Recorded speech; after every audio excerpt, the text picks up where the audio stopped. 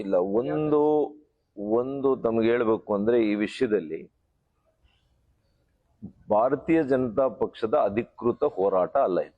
ಯಾಕೆಂದ್ರೆ ಹಂಗಿದ್ದಿದ್ರೆ ನನಗೆ ಜಿಲ್ಲಾಧ್ಯಕ್ಷರು ಹೇಳಿರೋರು, ಇಲ್ಲ ರಾಜ್ಯಾಧ್ಯಕ್ಷರಾದ್ರೂ ಹೇಳಿರೋರು. ಇದು ಯಾರೋ ಕೆಲವು ಸಂಘ ಸಂಸ್ಥೆಗಳು ಮತ್ತು ಇಂಡಿವಿಜುವಲ್ಸ್ ಯಾರಾದ್ರೂ ಮಾಡ್ತಾ ಇರ್ಬೋದು, ಗೊತ್ತಿಲ್ಲ.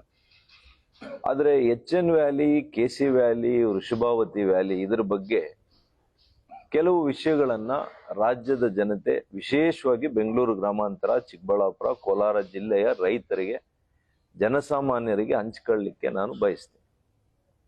2013ರಲ್ಲಿ ನಾನು ಮೊದಲನೇ ಸಲ ಶಾಸಕನಾದಾಗ ಆಗಿನ ಪರಿಸ್ಥಿತಿ ಏನಿತ್ತು ಅಂದ್ರೆ, ಅಂತರ್ಜಲ ಮಟ್ಟ ಎಷ್ಟು ಕುಸಿದೋಗಿತ್ತು ಅಂದ್ರೆ 1000ದಿಂದ 1500 ಅಡಿ ಅಂತರ್ಜಲ ಕುಸಿತ ಆಗಿತ್ತು. ಇವತ್ತು ಬೋರ್ವೆಲ್ ಹಾಕಿ ರೈತ ನೀರ್ ತೆಗೆದ್ರೆ ಆ ಒಂದು ಅಂತರ್ಜಲದಲ್ಲಿ ಅವನು ಪಂಪು ಮತ್ತು ಮೋಟರ್ ತಂದು ಅಳವಡಿಸುವಷ್ಟೊತ್ತಿಗೆ ನೀರು ಬತ್ತಿ ಹೋಗ್ತಾ ಇತ್ತು. ಎಷ್ಟೋ ಜನ ಆತ್ಮಹತ್ಯೆ ಮಾಡ್ಕೊಂಡಿರುವಂತ ಪ್ರಕರಣಗಳನ್ನ ನಾನು ನೋಡಿದ್ದೇನೆ. ಸಣ್ಣ ಮಕ್ಕಳನ್ನ ಬಿಟ್ಟು ತಂದೆ ಆತ್ಮಹತ್ಯೆಗೆ ಶರಣಾಗಿರೋದನ್ನ ನಾನು ಕಣ್ಣಾರೆ ನೋಡಿದ್ದೆ.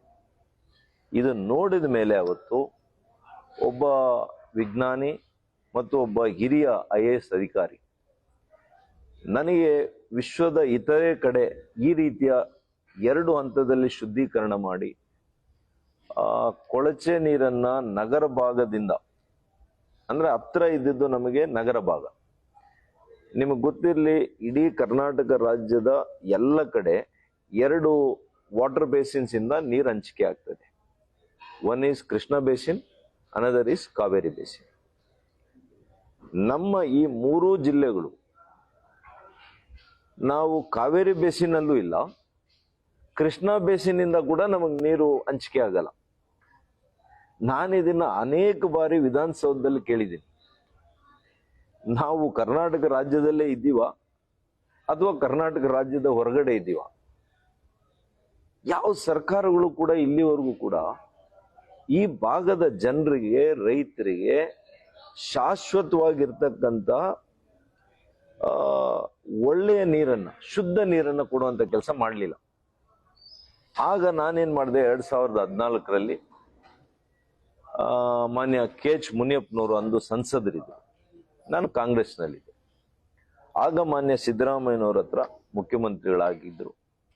ಅವರಿಗೆ ನಾನು ಈ ರೀತಿಯ ಒಂದು ಪ್ರಾಜೆಕ್ಟ್ ಅನ್ನ ಹೇಳಿದಾಗ ಅವರು ಖಂಡಿತವಾಗಿಯೂ ಕೂಡ ನಮಗೆ ಸಹಕಾರ ಕೊಟ್ಟಿದ್ದಾರೆ, ನಾನಿಲ್ಲ ಅಂತ ಹೇಳೋದಿಲ್ಲ.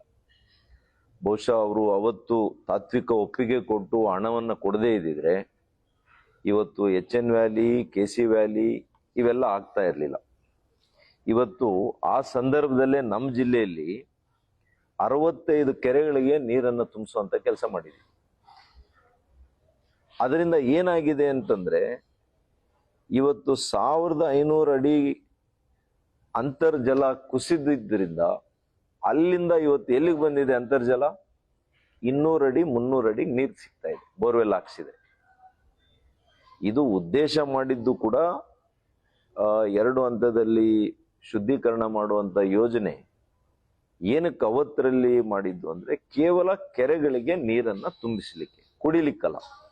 ಇದು ಕುಡಿಲಿಕ್ಕೆ ಯೋಗ್ಯ ಅಲ್ಲ ಅಂತ ಎಲ್ರಿಗೂ ಗೊತ್ತಿದೆ, ನಮಗೂ ಗೊತ್ತಿದೆ, ವಿಜ್ಞಾನಿಗಳಿಗೂ ಗೊತ್ತಿತ್ತು. ಅವತ್ತು ನಾವು ಆ ಯೋಜನೆಯನ್ನ ಮಾಡದೇ ಇದ್ದಿದ್ರೆ ಇನ್ ಯಾವ ಯೋಜನೆ ಕೂಡ ಇವತ್ತು ನೋಡಿ, 2 ವರ್ಷದಲ್ಲಿ ನಾವು ಎತ್ತಿನ ಹೊಳೆ ತರ್ತೇವೆ ಅಂತೇಳಿ ಯೋಜನೆಯನ್ನ ಪ್ರಾರಂಭ ಮಾಡಿದ್ವಿ. ನಾನು ಕಾಂಗ್ರೆಸ್ MLA, ನನ್ನ ಕ್ಷೇತ್ರದಲ್ಲೇ ಪೂಜೆ ಮಾಡಿದ್ವಿ. 2014ರಲ್ಲಿ ಲೋಕಸಭೆ ಚುನಾವಣೆಗೆ ಮುಂಚೆ ಮಾನ್ಯ ಮೊಯ್ಲಿ ಅವರು ಅವ್ರ ಚುನಾವಣೆಗೆ ಮುಂಚೆ ನಮ್ಮಲ್ಲೇನೆ ಒಂದು 50,000 ಜನ ಸೇರಿಸಿ ಕಾರ್ಯಕ್ರಮ ಮಾಡಿದ್ವಿ. ಈಗ ಎಷ್ಟು ವರ್ಷ ಆಯ್ತು? 12 ವರ್ಷ ಆಯ್ತು. 8,000 ಕೋಟಿಗೆ ಪ್ರಾರಂಭ ಆದಂತ ಯೋಜನೆ ಎತ್ತಿನ ಹೊಳೆ. ಇದನ್ನು ರೂಪಿಸಿದವರು ಯಾರು? BJP ಸರ್ಕಾರ. ಮಾನ್ಯ ಸದಾನಂದ ಗೌಡರು ಮುಖ್ಯಮಂತ್ರಿಗಳು, ಮಾನ್ಯ ಬಸವರಾಜ ಬೊಮ್ಮಾಯಿರವರು ಒಬ್ಬ ಇಂಜಿನಿಯರು, ವೃತ್ತಿಯಲ್ಲಿ ಅಪಾರ ಅನುಭವ ಇರತಕ್ಕಂಥವ್ರು ನೀರಾವರಿ ಕ್ಷೇತ್ರದಲ್ಲಿ, ಮತ್ತು ಭಾರಿ ನೀರಾವರಿಯ ಸಚಿವರಿದ್ರು. ಅವರು ಇದನ್ನ ಅರ್ಥ ಮಾಡಿಕೊಂಡು ಈ ಯೋಜನೆಯನ್ನ ರೂಪಿಸಿದ್ರು. ರೂಪಿಸಿ ಆಡಳಿತ ಅನುಮೋದನೆ ಕೂಡ ನಮ್ಮ ಸರ್ಕಾರದಲ್ಲಿ ಆಗಿದ್ದಿತ್ತು 2012 ಇದು. ಅಫ್ಕೋರ್ಸ್ ಅವ್ರ ಸರ್ಕಾರ ಬರಲಿಲ್ಲ ಅವತ್ತು ಬಿಜೆಪಿಯಲ್ಲಿ 13ರಲ್ಲಿ. ಕಾಂಗ್ರೆಸ್ ಸರ್ಕಾರ ಬಂದ ಮೇಲೆ 14ನೇ ಇಸವಿಯಲ್ಲಿ ಇದನ್ನ ಭೂಮಿ ಪೂಜೆಯನ್ನ ಮಾಡಿದ್ರು. 8,000 ಕೋಟಿ ಅಂತ ಏನು ಅಂದಾಜು ವೆಚ್ಚ ಮಾಡಿದ್ರು, 14,000 ಕೋಟಿ. ಇವತ್ತು ಸುಮಾರು 30,000 ಕೋಟಿ ಅಂತ ಹೇಳ್ತಾ ಇದ್ದಾರೆ. ಇನ್ನು ಇದು ಎಷ್ಟಾಗುತ್ತೋ ಗೊತ್ತಿಲ್ಲ. ಇನ್ನು ಕೂಡ ಇದು ಎಲ್ಲಿದೆ? ಅಲ್ಲೇ ಇದೆ, ನಮ್ಮ ಹಾಸನ ಜಿಲ್ಲೆ, ಚಿಕ್ಕಮಗಳೂರು ಜಿಲ್ಲೆ ಈ ಕಡೆನೇ ಇದೆ.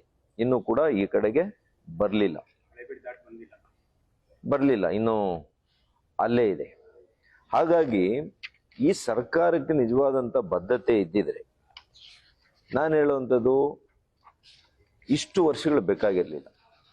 ಯಾಕೆಂದ್ರೆ ಸುಮಾರು 70-80 ಲಕ್ಷ ಜನ ಕುಡಿಯೋ ನೀರಿಲ್ಲ, ನೀರಾವರಿಗೆ ನೀರಿಲ್ಲ, ಕೃಷಿಗೆ ನೀರಿಲ್ಲ. ಇಡೀ ರಾಜ್ಯದಲ್ಲಿ ಅತ್ಯಂತ ಪ್ರಗತಿಪರ, ಕಷ್ಟಪಟ್ಟು ಬೆವರು ಸುರಿಸಿ ಇವತ್ತು ಇರ್ತಕ್ಕಂಥ ರೈತರು ಎಲ್ಲಾದ್ರೂ ಇದ್ರೆ ಅದು ಈ ಭಾಗದ ರೈತ. ಹೂವನ್ನು ಬೆಳೀತಾರೆ, ತರಕಾರಿ ಬೆಳೀತಾರೆ, ಹಣ್ಣನ್ನು ಬೆಳೀತಾರೆ, ರೇಷ್ಮೆ ಬೆಳೀತಾರೆ.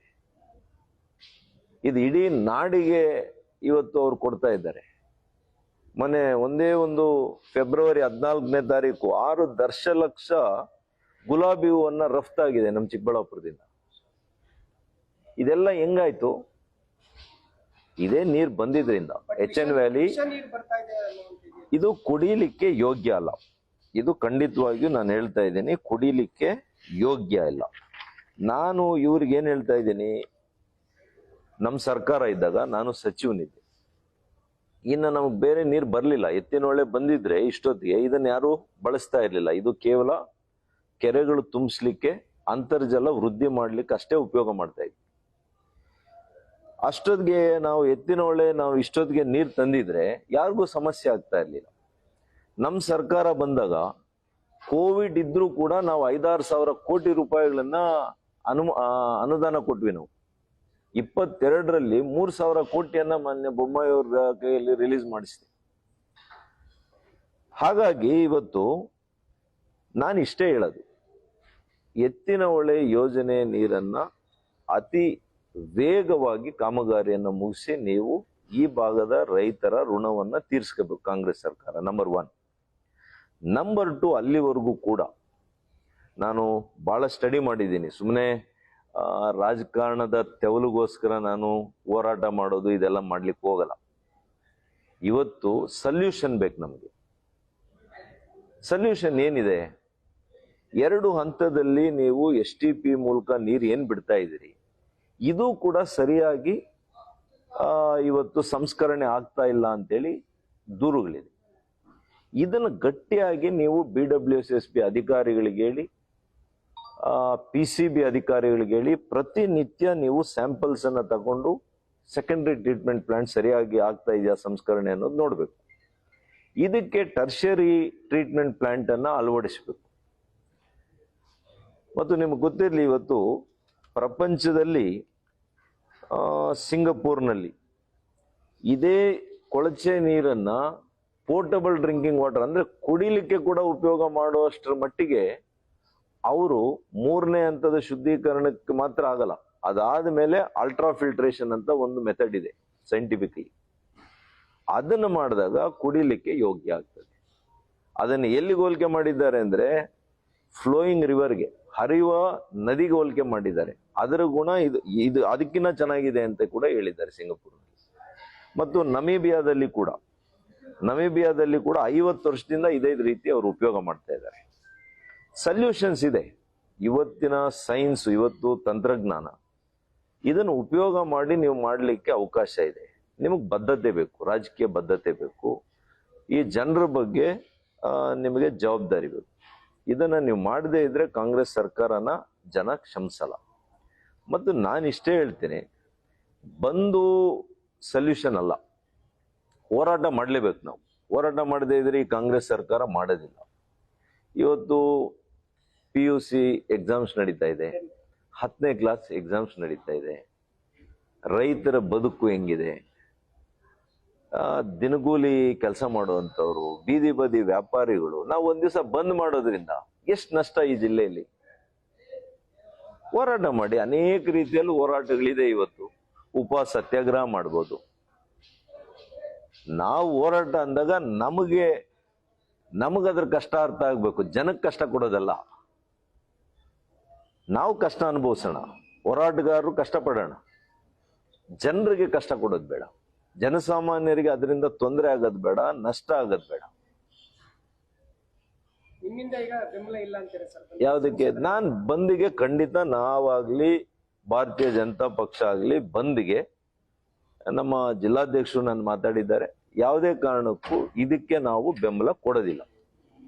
ಹೋರಾಟ ಮಾಡ್ತೇವೆ. ಹೋರಾಟ ಹೆಂಗ್ ಮಾಡ್ತೇವೆ? ಪಾದಯಾತ್ರೆ ಮಾಡ್ತೇವೆ. ಈಗಾಗಲೇ ನಾನು ಘೋಷಣೆ ಮಾಡಿದ್ದೆ, ಇಡೀ 3 ಜಿಲ್ಲೆಗಳಲ್ಲಿ ನಾನು ಪಾದಯಾತ್ರೆ ಮಾಡ್ತೇನೆ. ಮುಂದಿನ ದಿನಗಳಲ್ಲಿ ನಾನು ಆಗ್ತೇನೆ. ಪ್ರತಿ ಹಳ್ಳಿಗೆ ನಾನು ಭೇಟಿ ಕೊಟ್ಟು ಜನರಿಗೆ ಯಾವ ರೀತಿ ಇದಾಗ್ತಾ ಇದೆ, ಏನು ಮಾಡಬೇಕು ಅನ್ನೋಂಥ ಅರಿವನ್ನು ಮೂಡಿಸುವಂಥ ಕೆಲಸ ನಾನು ಮಾಡ್ತೇನೆ ಮುಂದಿನ ದಿನಗಳಲ್ಲಿ. ಹಾಗಾಗಿ ಇಷ್ಟನ್ನೇ ನಾನು ಬಯಸ್ತೇನೆ. ಪೊಲೀಸ್ನವ್ರಿಗೂ ನಾನು ಇಷ್ಟನ್ನೇ ಹೇಳ್ತೇನೆ, ಆದಷ್ಟು ಈ ಬಂದಿಗೆ ದಯವಿಟ್ಟು ಯಾರು ಕರೆದಿದ್ದಾರೆ ಇದರದೆಲ್ಲ ಕೂಡ ತಾವು ಗಮನಿಸಿ, ಜನಸಾಮಾನ್ಯರಿಗೆ ತೊಂದರೆ ಆಗದಿರೋ ಇರೋ ರೀತಿಯಲ್ಲಿ, ನಷ್ಟ ಆಗದಿರೋ ರೀತಿಯಲ್ಲಿ ಕ್ರಮವನ್ನು ವಹಿಸಬೇಕು.